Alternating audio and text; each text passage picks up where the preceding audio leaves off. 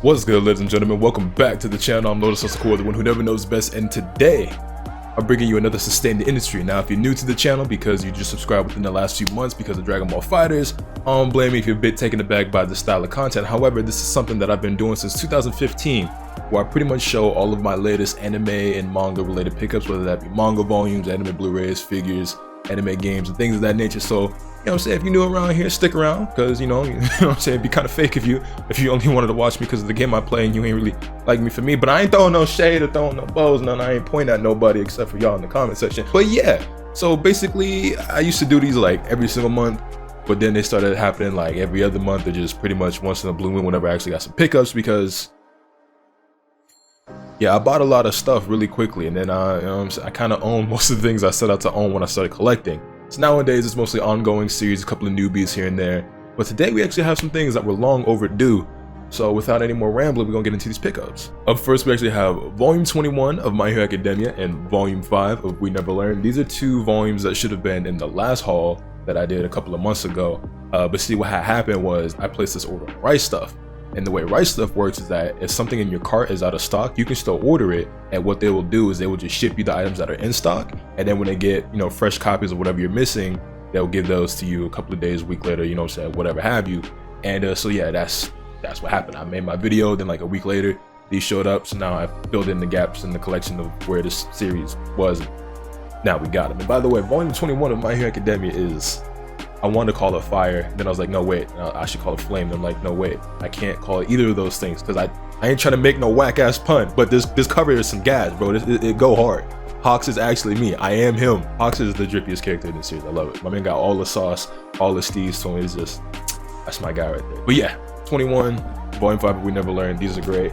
I continue to enjoy My Hero Academia, but by all means, and by every means, I try to stay far away from My Hero Academia Twitter. And granted, while there is a difference between a My Hero fan and a Boku no Hero fan, the Boku no Hero fans are the weirdos you want to stay away from. But as soon as you try to dip your toe into My Hero Twitter, you find your way into Boku no Hero Twitter, and that's just a dark place that I really ain't trying to be a part of. So with that being said, word of advice to everybody out there: if you catch anybody in these Twitter streets with BNHA stand or Boku no Hero stand in their bio, be sure to stay far away, because I promise they ain't up to no good. But anyway, we've also got Volume 8 of We Never Learned and Volume 23 of My Hero Academia. Like I said, I continue to enjoy this series kind of just on my dolo. I don't really talk about it too much, interact with that community, because you really can't talk about My Hero on Twitter. But on a more wholesome note, We Never Learn. Yes, the greatness. This is my baby right here. This is a series that has sealed its fate as one of my top 10 favorites of all time. Shout out Besko, Uruka Takamura, you know what I'm saying? And I kind of want to say that this has officially ended, because there is an ending already, and the main character Naruyuki did pick a girl. I'm happy with the ending personally. But what's really cool about this series is that it's a harem, right? So basically you have several different girls that are all interested in the main character, and you know, you can only pick one. And while he picked one at the end, one thing the mangaka is doing right now is giving you several bonus chapters, or at least that's how I'm looking at them, where they show you what would have happened or what it would be like if Naruyuki had picked any of the other girls. I believe they're doing that for pretty much every girl, which is really cool. I mean, like, you can't make everybody happy. There's still going to be people who are pissed off. I've seen people who already were unhappy about that, but to me, I'm just like, that's dope. Like, how can you complain? Sure, there's a canon ending or a true ending, but really you could look at it as you get to pick which ending you like best. So yeah, Volume 8, We Never Learn. I will absolutely be picking up the rest of this series as it continues to be printed in English, because it has become one of my all-time favorites, one of my guilty pleasures. It's just like the funniest slice of life rom-com harem thing that I've ever read, and love the characters, love the artwork, and it's just the greatness. Oh, by the way, did y'all know the like button is free? Next up, let's knock out some more of the usual suspects. We've got Volume 8 of Dragon Ball Super, latest volume. We all know about Dragon Ball. No need to really dwell on it too much, talk about it too much. Know it, love it, hate it. You're somewhere in that category. You know what I'm saying? On to the next. We've also got Volume 16 and 17 of Fire Force, a series that I'm sure most of you still know about, although it surprises me how few people actually enjoy the series. And that's not to say it isn't popular or that it's underrated or anything of that nature. It's just that when the anime got announced for this, I was personally really excited because I read Volume 1 when it got released in English, and I loved it a lot, and I bought it immediately. I didn't start collecting the volumes until much later, but I was pretty sure that I was going to really like the anime, and I was pretty confident that it was going to become pretty popular. I honestly expected it to be Well, here's the thing. I thought it was gonna be around like the Promised Neverland, Dr. Stone, Demon Slayer level, right? Granted, Demon Slayer ended up exploding and skyrocketing in popularity and became way bigger than I ever thought it would be, which is great because I like that shit a lot too. But I thought Fire Force and Demon Slayer and Promised Neverland, Dr. Stone, I thought those would all be around like the same caliber. And I would say, like, out of all those series, Fire Force is the one that like flopped the hardest. I don't want to say it flopped, but it just isn't as popular as those, I don't think. It's at least the one I've seen the most negativity about. And what's interesting about it is the #1 reason why I see people say they don't like Fire Force is because of the fan service, which is weird to me. Not because you're not allowed to dislike fan service, because if you don't care for fan service of any kind, especially something that's a little more sexual, I get that. But it's just, there's not any more fan service in this than your typical battle shonen series. Like, there's an equal amount in this series as there is in like most of Shonen Jump. So Dr. Stone, One Piece, Black Clover, like any of those series, like they all show a little bit of, you know what I'm saying, little chesticle, little breasticle, you know what I'm saying, little booty here and there. And I don't personally have a problem with that. You know what I'm saying, I get some people do, but I just don't see people hating on other series for it the same way they do in this one, except for sometimes My Hero, because everybody thinks Horikoshi is just like, we're not even gonna get into it, but yeah, I like Fire Force. I enjoyed the anime. I'm continuing to pick up, read, and enjoy the manga. We have volume 16 and 17. And then next, we've got some more greatness. Another series that's probably my favorite ongoing right now, and is also probably going to land its way into my top 10 when all is said and done, unless it takes a drastic nosedive at some point. I have no idea if this is going to end anytime soon. If it doesn't, that's fine by me because it's still going strong. But Twin Star Exorcist Sosei no Myoji. Listen. You've been around here for a minute, you know the deal. Let me hit my spiel, you know what I'm saying? Let me talk that talk one time, okay? The anime for this doesn't exist. If you've seen it, you ain't see Twin Star Exorcist. If you ain't heard of it, that's cool, that's fine. I'm telling you about it right now. Don't watch it. It's not good. Y'all know what they say about Tokyo Ghoul and how Pure ruined that series, and how the Tokyo Ghoul anime and the Tokyo Ghoul manga are two totally different things? Yeah, take that, ramp it up to 11, and that's what happened with Twin Star Exorcist. I'm not kidding, I'm not exaggerating. Ask anybody who has seen it and that has also read the manga, but you don't have to, because I'm telling you. Listen, look at me, okay? They're not the same thing. Everything past like episode 5 of the anime is a completely different story, some extra characters being added in there, different events, like everything's, it's not the same at all. Trust me, this is gas, that is ass, okay? Check out Twin Star Exorcist. For me, it is my favorite ongoing manga right now, if we're not counting We Never Learn. This is something I started reading around the same time I picked up My Hero. I personally like this more than My Hero. Not everybody's gonna feel the same way, but it is similar to My Hero in the sense that I don't think that this does anything too original or too unique, or something that we haven't seen before. It just does everything that it does really well. So I just love the characters, the artwork, the comedy, the action. It's got everything going for it. This is clearly a series that, you know, has studied this genre, or these genres and this demographic, and it knows what it's doing and is doing it well. And I hope it continues to do well until it ends, because I need my fix of this, and you should read it too. Alright, now with those out of the way, we can get into some stuff that you haven't seen in recent haul videos, and we can start this off with the Itachi Story Midnight Light Novel. Now, this is something that I know I'm going to read, I know I'm going to like, even though it's not going to present me with anything that I didn't already know. But this is funny because I bought the first novel, which I believe is Daylight. Yeah, it's back on the shelf. I bought the Daylight novel years ago, like maybe 2016, 2017. And I always intended to read it, but I was like, I'm not going to read it till I get, you know, the second one. And I just never got around to doing that. But I finally did. And, you know, I think the main reason why I never got around to picking this up and I didn't prioritize is because it's a light novel. So, I mean, you know, it's like an actual book. I know it's mad bright in here, but words, not a lot of pictures, aside from this really dope illustration of Anbu, Kakashi, and Itachi. Sick, right? But yeah, I don't plan on reading a whole lot of light novels. Don't get me wrong, I've read plenty of books in my time, and I will read more light novels, which probably won't buy a whole lot of them. And obviously when it comes to my collection, I prioritize manga. I like the pretty pictures, what can I say? But even that aside, it's also just because I already know probably everything that happens in here. I'm pretty certain. So it's not like it was going to present me with anything new, even though I will enjoy it. The main reason I picked it up is because I'm a longtime Naruto fan, Uchiha fan, as you might be able to tell by the hoodie, which we'll talk about this in just a moment. And Itachi's my favorite character, if I didn't say that already. So yeah, Naruto fan, Uchiha fan, Itachi's my favorite character. Probably not going to buy all of the Naruto light novels, but I at least needed these ones. So I'm glad to finally have the both of them, so now that I can read them. And since I pointed it out, I might as well go ahead and bring up the fact that I'm wearing this Hypeland Uchiha hoodie that's got actually I don't really know how well y'all can see that, But yeah, I recently did a whole video of a bunch of like Hypeland and Naruto clothing that I picked up, so I'll probably link that in the description down below or in the comments or something like that. Maybe put it in the card, although probably not because I never remember to do that. I don't even know what side it's on.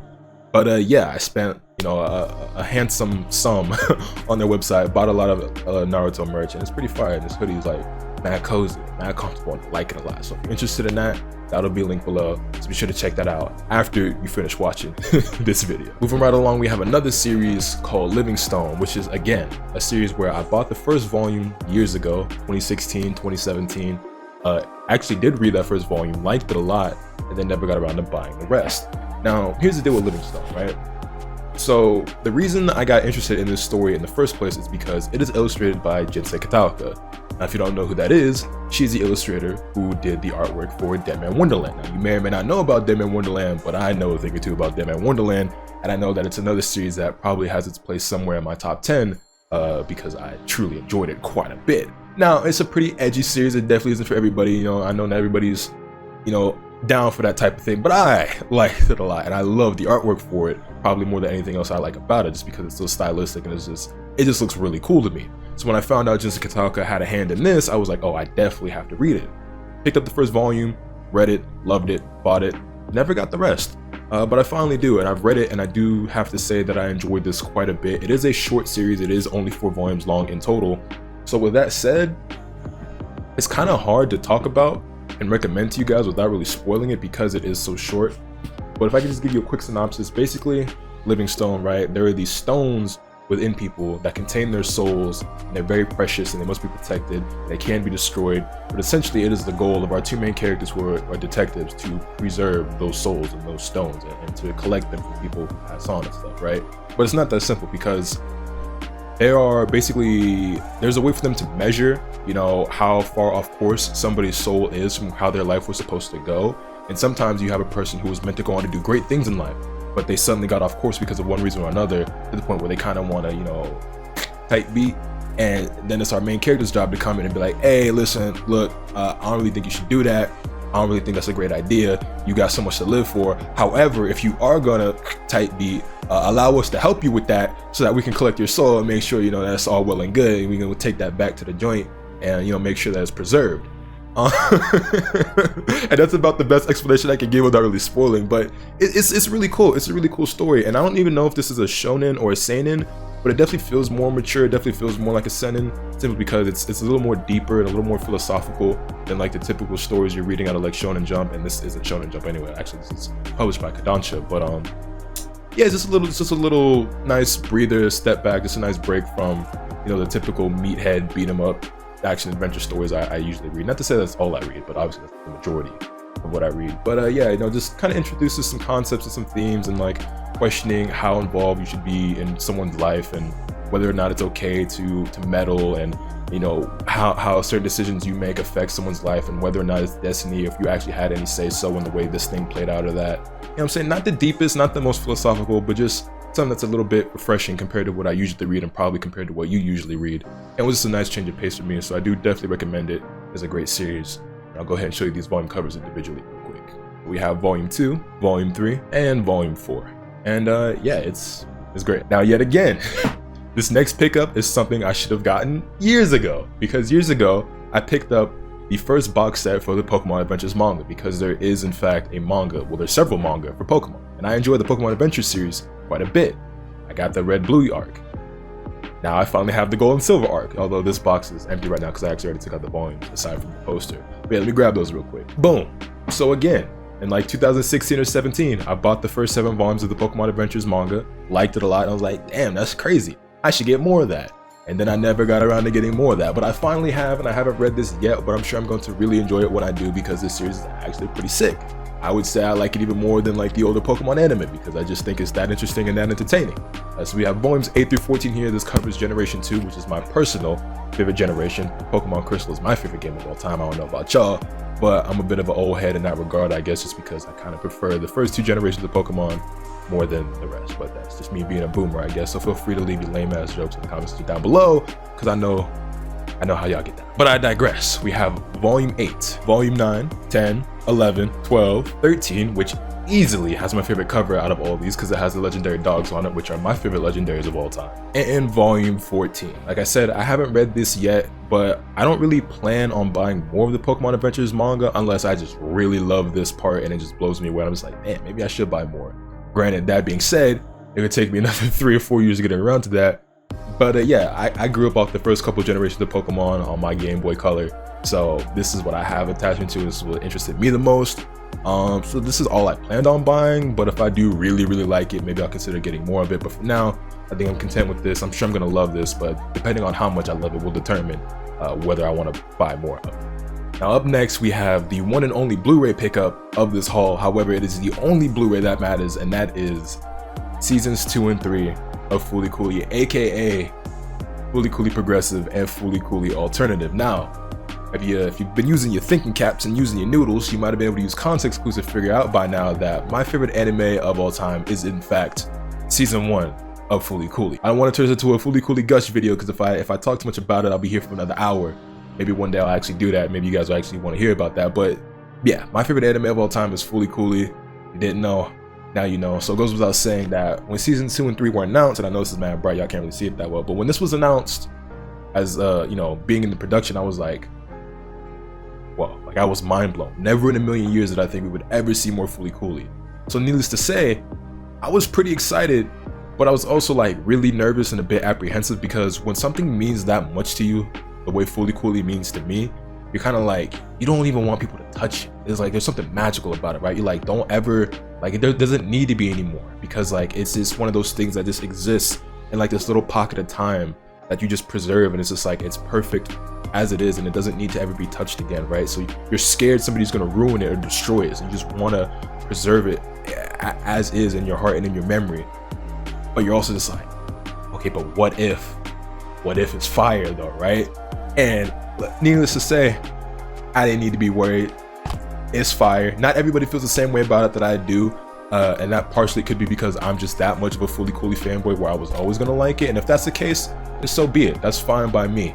I think this was a more than satisfactory follow-up to the first season. I don't like either of them as much as the first season, but I like them a lot, and I would definitely put them over most anime that I watch, but that's just the Fooly Cooly fanboy in me talking, and it's just the fact that the nostalgia and the sentimental value is so strong. I'm legitimately getting goosebumps under this hoodie just imagining the sound of the Pillow soundtrack played in the back. Oh my god, I love Fooly Cooly, man. Y'all don't understand. Let me calm down. Like I said, if I allow myself to talk about it too much, we'll be here all day. But I love Fooly Cooly.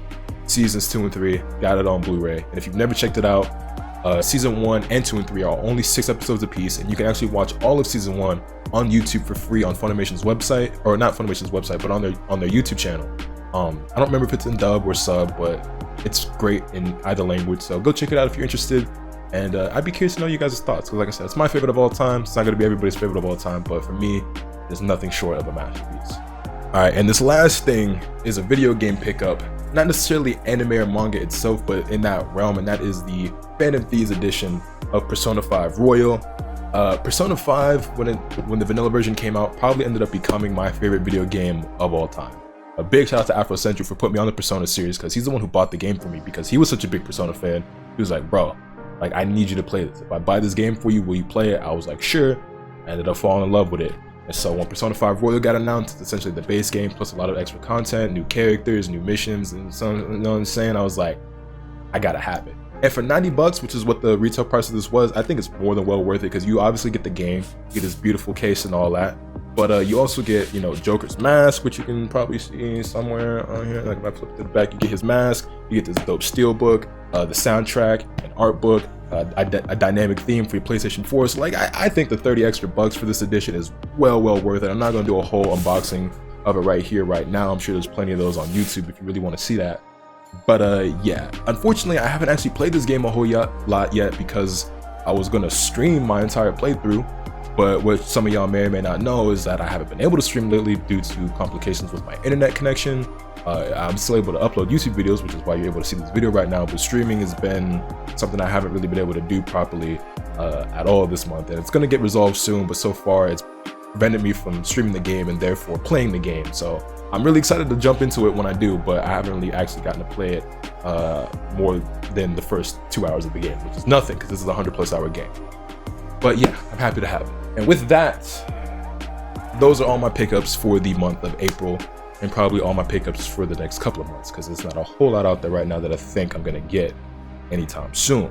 But yeah, let me know your pickups, your recent stuff that you've bought in the comment section down below. If you got any comments, questions, concerns about anything that I picked up, feel free to drop that down there as well. And yeah, y'all know the deal. Hit this video with a like if you enjoyed, subscribe if you haven't already so you can stay tuned for all the awesome content I'll put on bring you. And with all that being said, that's pretty much all I have today. And remember, nothing can happen to you from the bad. Later.